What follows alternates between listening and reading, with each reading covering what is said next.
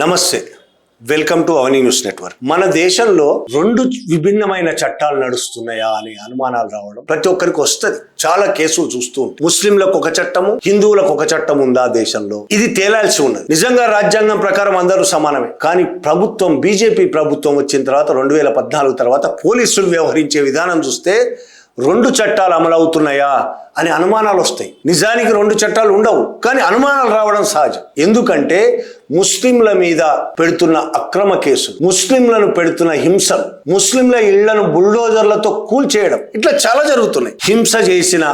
హింసకు పాల్పడ్డ హిందువుల పట్ల ఈ విధంగా వ్యవహరించని పోలీసులు ముస్లింల పట్లనే ఎందుకు వ్యవహరిస్తారు అనేది ఒక పెద్ద ప్రశ్న. అక్రమంగా ఇరికించడం కూడా ఒక ఉదాహరణ. ఒక కేసు ఈ మధ్య వచ్చింది. రాజస్థాన్లో 2011లో ఒక పాకిస్తానీ పౌరుణ్ణి విచారించగా పోలీసులు చెప్పిన కథనం.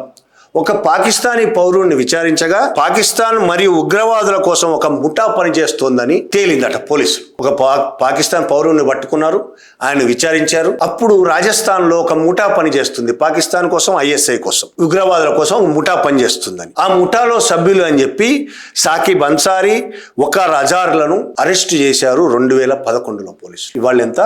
2026. అంటే ఎన్నేళ్ళు మొత్తం? 2011 నాటి కేసు 2014లో అరెస్ట్ చేశారు. 11లో కాదు, 11 నాటి కేసు అని చెప్పి నరేంద్ర మోడీ అధికారంలోకి వచ్చిన తర్వాత రాజస్థాన్లో వాళ్ళని అరెస్ట్ చేశారు. 2014 అంటే 12 ఏళ్ళు ఇవాళకి. 2026 12 ఏళ్లుగా వాళ్ళిద్దరూ జైల్లో ఉన్నారు. 12 ఏళ్లుగా శిక్ష పడలే, విచారణ లేదు. అంటే విచారణ ఎంత దారుణంగా జరిగిందో ఆ వివరాలు కూడా చెప్తా. వాళ్లను విచారణే ఒక శిక్షగా ఈ మధ్య కాలంలో చాలా చూస్తున్నాం మనం. శిక్షలు పడే అవకాశమే లేదు. దొంగ కేసులు కదా అన్ని, చాలా వరకు దొంగ కేసులే పోలీసులు పెట్టేవి. ఇటువంటి రాజకీయపరమైన కేసుల్లో మాక్సిమం దొంగ కేసులే. అట్లా ఇది కూడా 12 ఏళ్లుగా విచారణ నడుస్తుంది. 12 ఏళ్ళు. మొహమ్మద్ సకీబ్ అన్సారీ, వకార్ అజార్, ఈ ఇద్దరు 12 ఏళ్ళు అంటే ఏంది అసలు? 12 ఏళ్ళు జైల్లో ఉన్నారు. కుటుంబం ఏమైపోయిందో తెలియదు, ఎన్ని మారిపోతాయో తెలియదు. మొత్తం దేశమే అనేక రకాలుగా మారిపోయింది. వాళ్ళు ఉండే ఇల్లు మారిపోవచ్చు, పట్టణం అసలు ఏం జరుగుతుందో కూడా తెలియదు. వాళ్ళు 12 ఏళ్ళు శిక్ష పడకుండా, నేరం లేకుండా జైల్లో ఉన్నారు. ఈ కేసులో మొత్తం 197 మంది సాక్షులను పోలీసులు 197 మంది సాక్షులని తన కేస్ షీట్లో రాసి 197 మంది సాక్షులు. మొత్తం 12 సంవత్సరాలలో ఎంతమంది సాక్షులను విచారించారు? 12 ఏళ్లలో 197 మంది సాక్షుల్లో 68 మంది సాక్షులను మాత్రమే విచారించారు. ఎంత అన్యాయం! సగం కూడా కాదు. 12 ఏళ్ళు అంటే ఎట్లా? ప్రతి సంవత్సరం 12 నెలల పాటు ప్రతి సంవత్సరం యావరేజ్ చేసుకుంటే 5 సాక్ష్యాలు. ఎంత అన్యాయమైన విషయం! ఇది కోర్టు తప్పు కాదు, సాక్షులను ప్రవేశపెట్టారు. ఇవాళ ఏదో కారణం అని చెప్పేసి ప్రభుత్వ తరపు లాయరు వాయిదా తీసుకుంటాడు, ఇంకో రోజు పోతారు. ఒక్క 2025 నుంచి మొన్నటి దాకా అంటే సంవత్సరంన్నర కాలంలో ఇద్దరు సాక్షులను విచారించారు. 1.5 ఇయర్లో. ఆ ఇద్దరిని కూడా పూర్తి కాలే, ఇంకా సాక్ష్యాలు ఇంకా నడుస్తున్నది. 1.5 ఇయర్లో, సంవత్సరంన్నరలో 2 సాక్షుల విచారణ పూర్తి కాలేదంటేనే ఆ కేసు కావాలనే నడిపిస్తున్నారు అనేది అర్థమవుతుంది. ఆ విషయంలో జడ్జిలు ఇదే విషయం మాట్లాడారు. జస్టిస్ విక్రమ్నాథ్, జస్టిస్ సందీప్ మహతాలతో కూడిన ధర్మాసనం ఇదే విషయం గుర్తించింది. 12 ఏళ్లుగా విచారణ జరుగుతున్నది. సాక్షులేమో ఇప్పటివరకు 68 మంది సాక్షుల విచారణ అయింది, ఇంకా చాలా మంది కావాలి. 12 ఏళ్లుగా వాళ్ళు జైల్లో ఉన్నారు. అది అసలు వాళ్ళ జీవిత కాలంలో పూర్తవుతుందా అనే అనుమానాలు కూడా జడ్జిలు ఇద్దరు వ్యక్తం చేసి, జీవిత కాలంలో విచారణ పూర్తవుతుందా? ఇది పౌరుల వ్యక్తిగత స్వేచ్ఛను ఉల్లంఘించడమే. ఆ జడ్జిలు అన్నమాట, ఇది పౌరుల వ్యక్తిగత స్వేచ్ఛను ఉల్లంఘించడమే అని వాళ్ళిద్దరు ఆ జడ్జిలు బెయిల్ ఇచ్చేశారు. 12 ఏళ్ళు అన్యాయంగా జైల్లో ఉండి వాళ్ళకు తెలుసు, పోలీసులకు కూడా ఈ కేసు నడవదు, కేసు ఉండదు. వాళ్ళకి తెలుసు అన్ని అక్రమ కేసులు, దొంగ కేసులు దేశంలో చాలా నడుస్తున్నాయి. అట్లనే భీమా కోరేగాం కేసు మన కళ్ళ ముందు కనబడుతుంది. మన రాష్ట్రంలో వరవర్రావును అరెస్ట్ చేసి జైల్లో పెట్టారు. దేశవ్యాప్తంగా 16 మందిని అరెస్ట్ చేశారు భీమా కోరేగాం కేసులో. దొంగ కేసు. పోలీసులే ఈమెయిళ్లలో దొంగతనంగా కొన్ని ఫుటేజ్ని ఇరికించి ఇజ్రాయిల్ సాఫ్ట్వేర్ ద్వారా వాట్సాప్ల్లో ప్రవేశించి, ఈమెయిళ్లలో ప్రవేశించి, వాళ్లే కొన్ని లెటర్లను వాళ్లే ఈమెయిల్లో ప్రవేశపెట్టి, వీళ్ళు ఈమెయిల్ రాసినట్టు వాళ్లే ఈమెయిల్ రాసి, మొత్తం దొంగ కేసు, పచ్చి దొంగ కేసు. కొన్ని సంస్థలు తేల్చాయి అవి ఎట్లెట్ల దొంగతనం అయింది, అవి ఎంత దొంగ కేసో. వాళ్ళు పెట్టిన సాక్ష్యాలు మొత్తం ఫేక్ సాక్ష్యాలు, సృష్టించిన సాక్ష్యాలని కొన్ని సంస్థలు తేలాయి. భారతదేశ కోర్టులు ఒప్పుకోకపోవచ్చు, ఎన్ఐఏ కోర్టు ఒప్పుకోదు. ఎట్లా ప్రభుత్వం ఏది చెప్తే అది నడుస్తుంది జడ్జిలో కాబట్టి. ఎన్ని కోర్టుకే అట్లా తప్పుడు కేసులు ఉన్నాయి. ఉమర్ ఖలీద్, షజీల్ ఇమాం, ఈ పేర్లు వినబడితే ఆర్ఎస్ఎస్ మూకలకు కోపం వచ్చేస్తుంటుంది. భీమా కోరెగాం కేసు అన్నా, వరవర్రావు, స్టాన్ స్వామి, సురేందర్ గాడ్లింగ్ ఈ పేర్లు విన్నా, షర్జిల్ ఇమాం, ఉమర్ ఖలీద్ ఈ పేర్లు విన్నా వణుకు పుడుతుంటుంది ఆర్ఎస్ఎస్ వాళ్ళకి. వెంటనే దాడులు మొదలు పెడతారు, బూతులతో దాడులు మొదలు పెడతారు.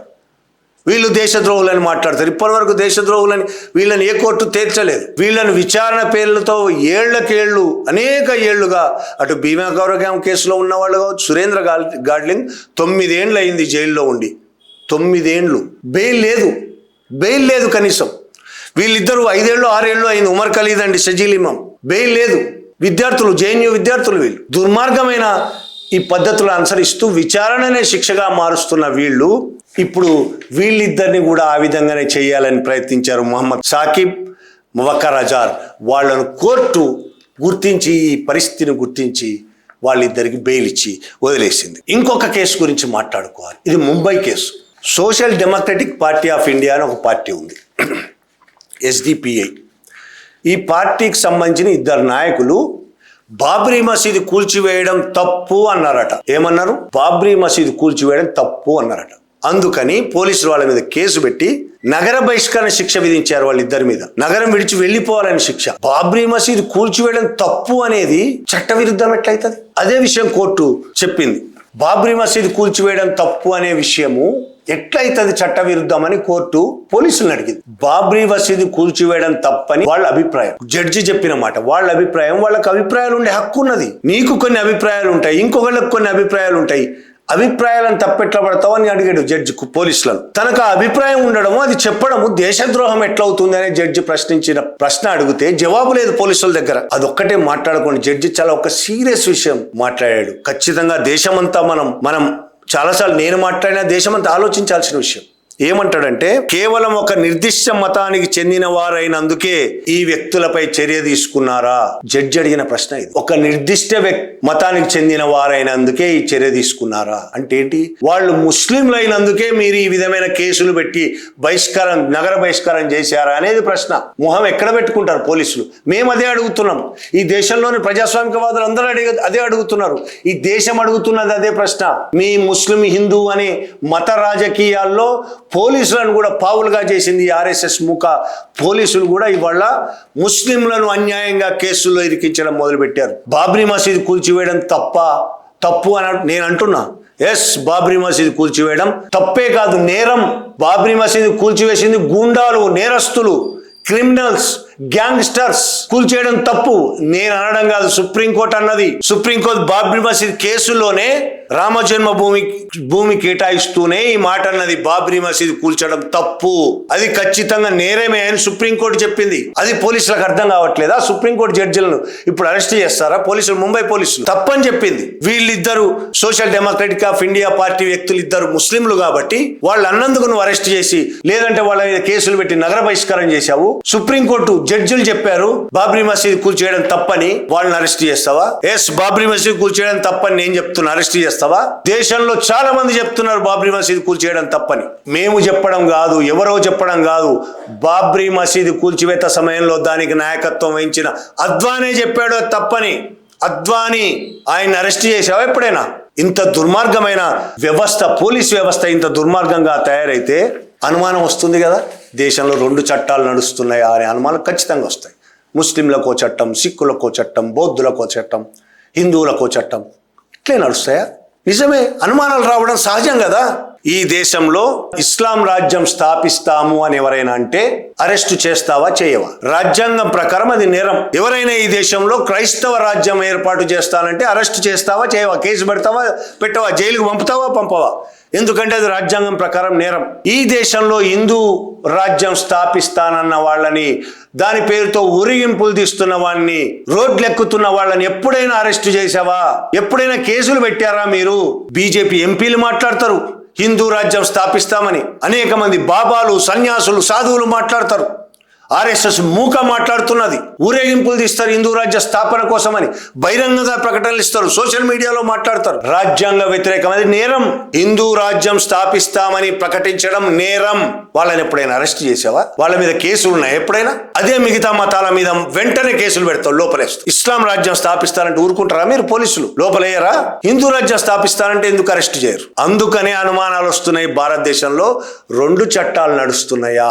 ఒకళ్ళకో చట్టం, ఇంకోళ్ళకో చట్టమా? ఒకళ్ళకో న్యాయం, ఇంకొకళ్ళకో న్యాయమా? ఇప్పుడు ఈ కేసు జడ్జే ఆ మాట మాట్లాడిండు, ఎవరో మాట్లాడడం కాదు. ముంబై జడ్జి ఆ మాట మాట్లాడాడు. వాళ్ళు ముస్లింలు అయినందుకే మీరు ఈ విధమైన కేసులు పెట్టారా, ఇలాంటి చర్యలు తీసుకున్నారా? ఇప్పుడు అరెస్ట్ చేయండి వెళ్ళి జడ్జిని. ఈ దేశం ఎందుకు ఇట్లా తగలబడిపోతుందో మిమ్మల్ని అందరినీ చూస్తే అర్థమవుతుంది. మీరు మారినా మారకపోయినా ఈ దేశ ప్రజలు ఏదో ఒక రోజు మిమ్మల్ని అందరినీ మార్చడమో, ఈ దేశం నుంచి తరిమేయడమో ఖచ్చితంగా చేస్తారు. Thank you very much.